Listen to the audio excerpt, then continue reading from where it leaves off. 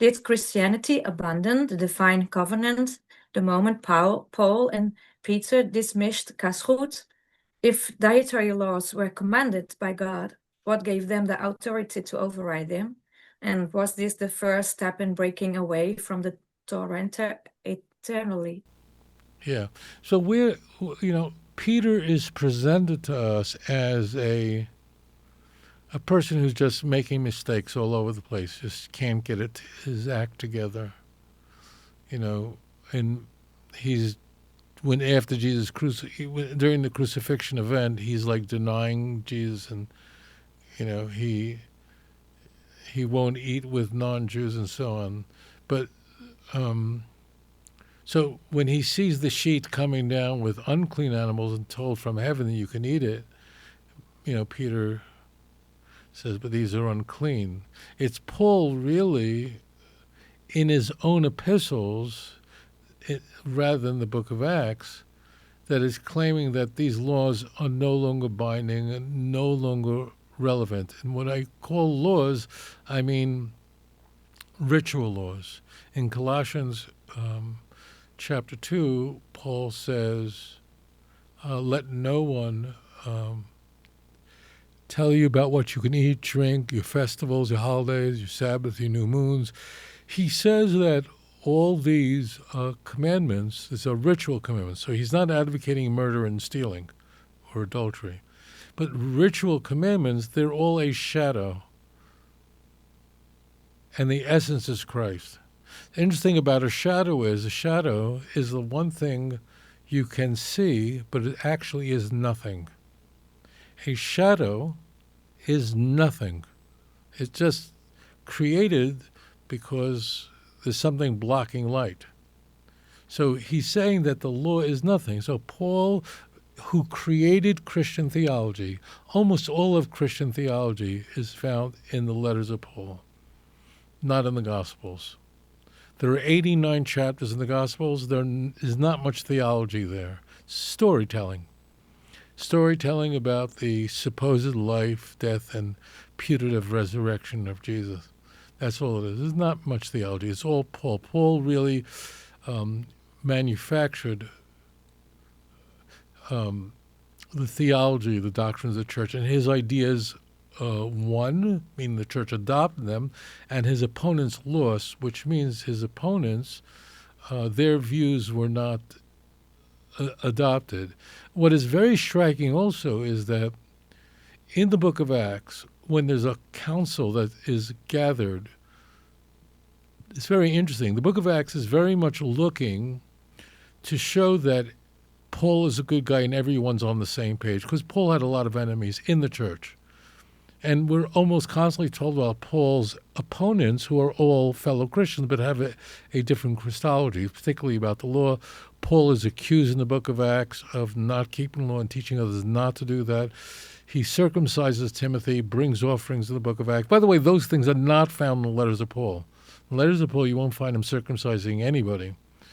And you won't find him bringing Nazarite vows and offerings. Paul doesn't do. This is all in the book of Acts. The book of Acts is there to show everybody's on the same page. Obviously pushing back against people who felt that he was very much not aligned with the true Christianity of the Jerusalem church.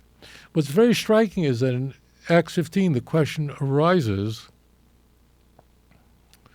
if a non-Jew wants to be a Christian, do they have to convert to Judaism first? And circumcision is used as an example of converting to Judaism. So I hope you follow that. So, like, in order for someone to become a Hasidic Jew, God forgive me for saying this, you have to become Jewish, right? So the question really is this: do you have to convert to Judaism in order to become a... Now, they don't use this term, to become a Christian, what we now call a Christian. And it's resolved that, in fact, if they keep essentially the no-chayed laws, not eating strangled animals, of not engaging in inappropriate behavior, and not eating from the flesh of an animal that's sacrificed to idols, then that's all you need to do, okay? So it's intriguing that the book of Acts essentially saying you just have to keep the no-chayed laws and believe in Jesus, and that's it. You don't have to keep ritual commandments if you're not a Jew who wants to become a Christian. And what's very intriguing is that in 1 Corinthians 8, Paul is asked this question.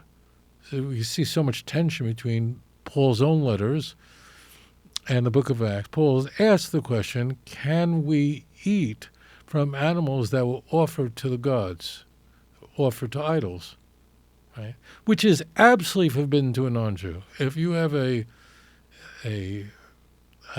goat that's offered to one of the Hindu gods, which is practiced all over the world, you're not allowed to eat from it. It's idolatry.